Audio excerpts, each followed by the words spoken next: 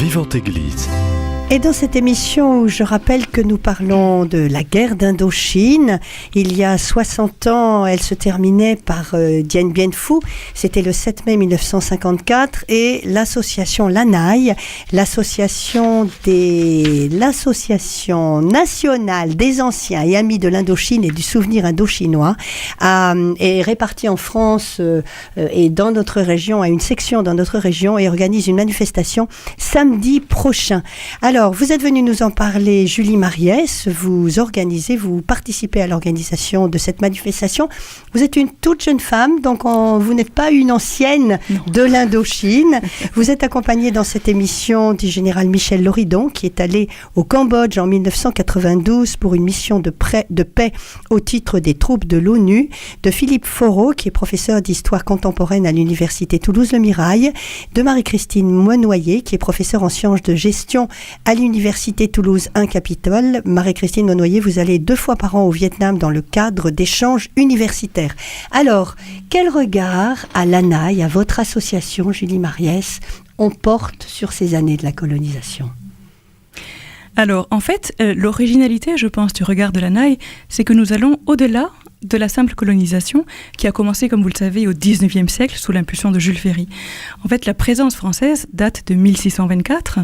Elle a été initiée par des missionnaires français, donc par des jésuites. Et ce qui est très frappant, c'est que finalement, le fil conducteur, je pense, entre cette première étape qui était purement missionnaire et religieuse, et puis la deuxième étape qui était politique, coloniale, militaire, je pense qu'on peut le trouver dans une amitié qui est quand même une attitude, qui me semble typiquement française. Alors je fais un petit cocorico, mais allons-y.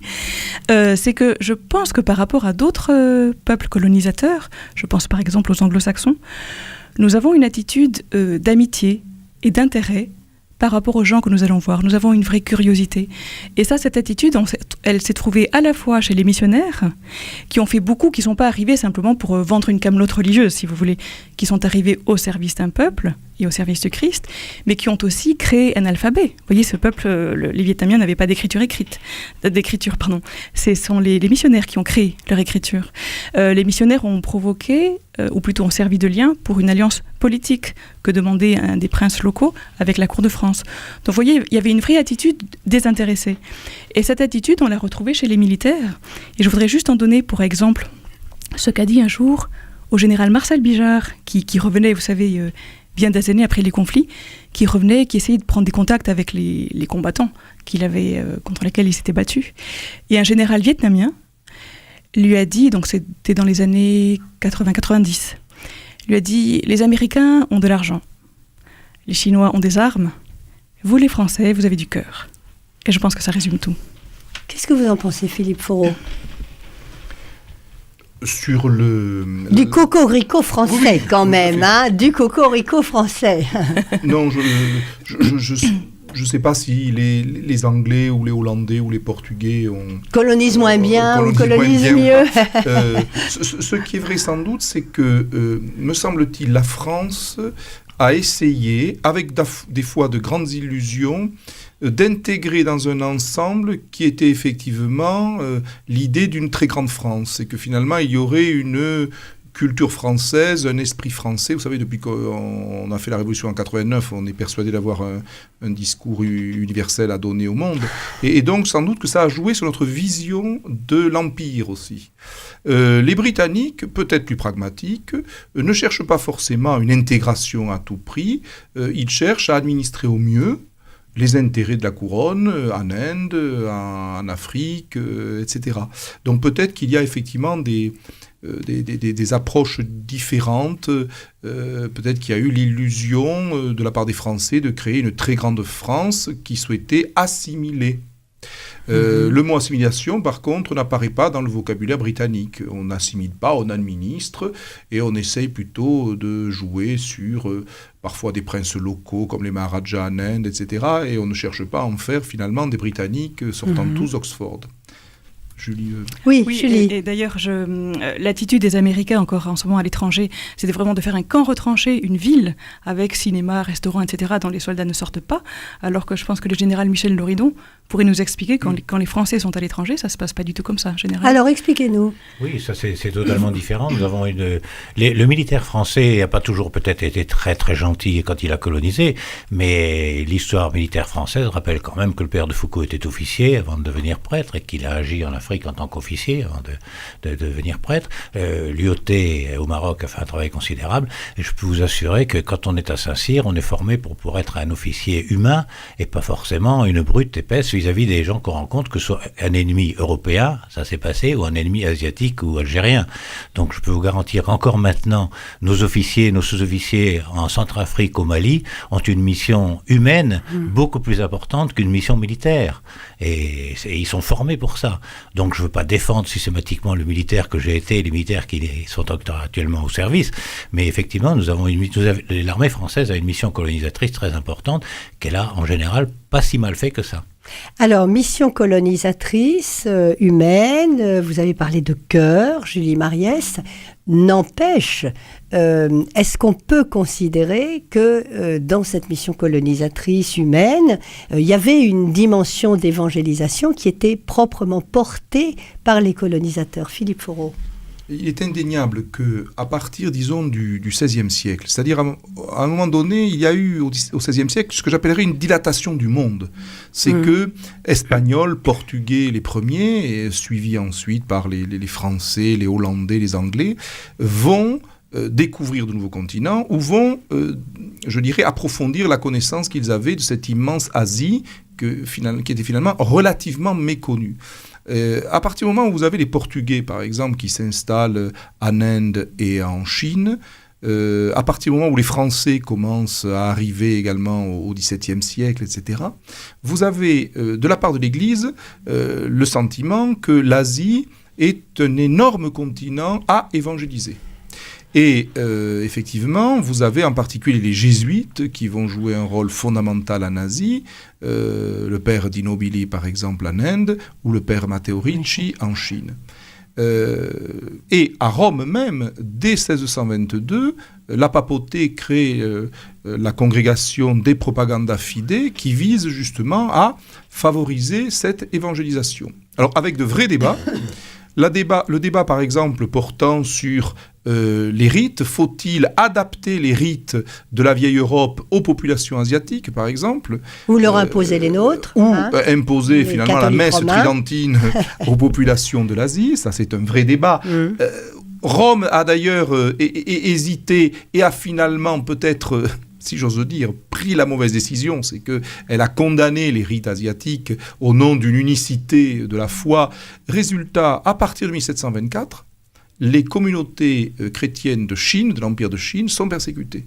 Et désormais, les chrétiens... Et c'est lié aussi à en grande partie, oui, parce que c'est, si vous voulez, à partir de ce moment-là, cette espèce d'uniformisation fait que les chrétiens asiatiques, en l'occurrence par exemple chinois, apparaissent comme finalement à la solde de puissances étrangères. Oui.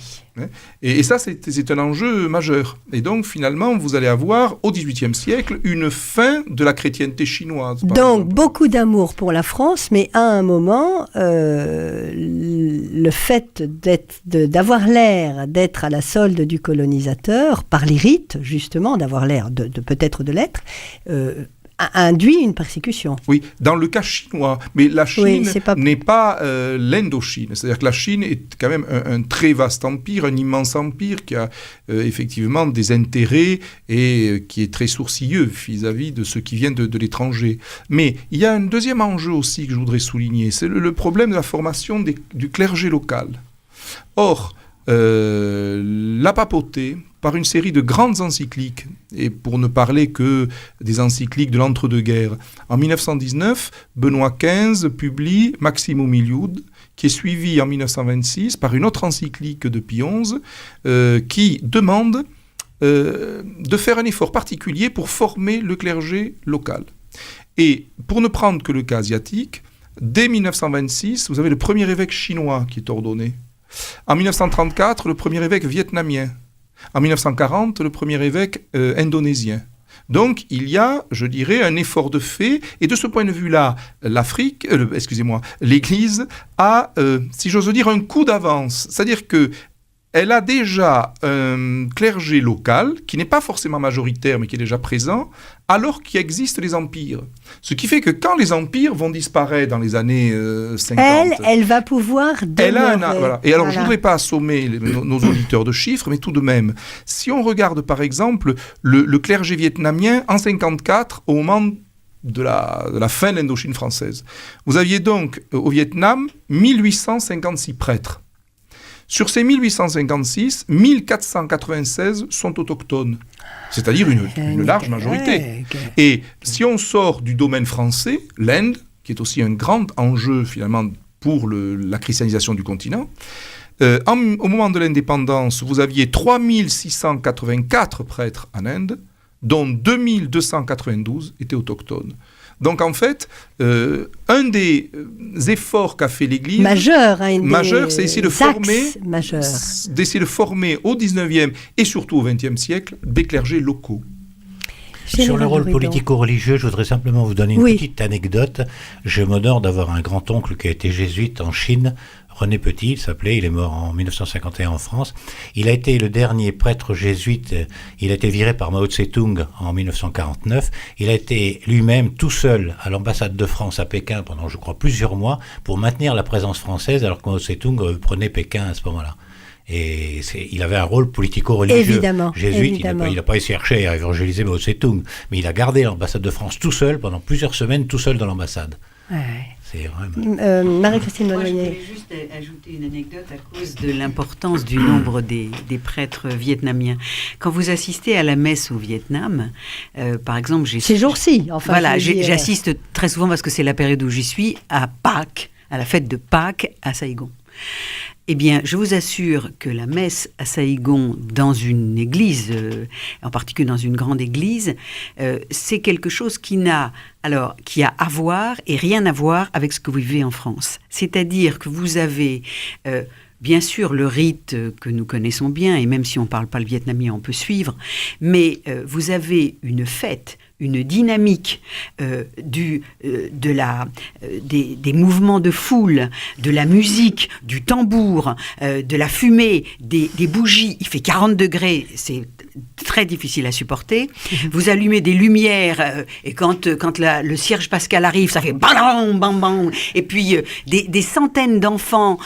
C'est un événement, si vous voulez, comme vous imaginez que peut-être ailleurs dans le passé, ou je ne sais pas, mais c'est parce que c'est l'âme vietnamienne avec la culture romaine d'une certaine façon, parce que les hommes ont été formés ainsi, mais avec l'âme vietnamienne. Alors en plus, c'est d'un kitsch. Parce que vous avez des petites lumières rouges partout autour de la Vierge Marie, et ça clignote. Et vous avez des écrans géants dehors, parce que bien entendu les églises sont toujours trop petites, les gens sont assis sur leur mobilette en train de regarder l'écran géant, et à l'intérieur, sur tous les poteaux, vous avez des grands écrans qui me permettent à moi de chanter en vietnamien, parce que c'est écrit et que ça se prononce assez, c'est pas trop difficile, et toute la foule chante en lisant les écrans. Donc vous avez un mélange entre le passé, l'hypermodernité, bon. Et dans la fête.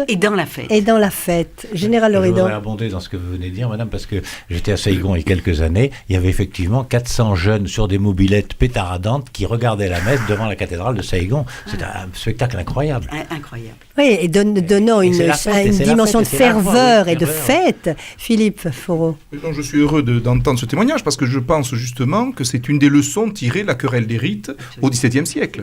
C'est-à-dire qu'au XVIIe siècle, vous n'auriez pas eu ceci. C'était interdit. Et parce que justement, ça posait problème à Rome en disant, mais où est l'unicité, la canonicité ? C'est ça, oui. Tout va s'échapper. Et voilà.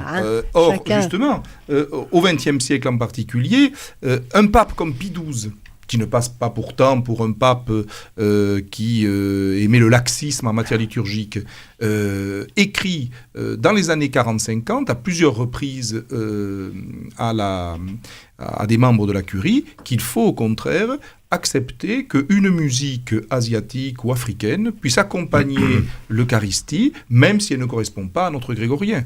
Donc finalement, c'est au XXe siècle que l'on a vraiment compris l'intérêt d'utiliser la culture asiatique en l'occurrence. Juste un mot dans ce que vous venez de dire, Philippe. J'ai assisté à des messes africaines avec des filles au seins nus autour de l'autel.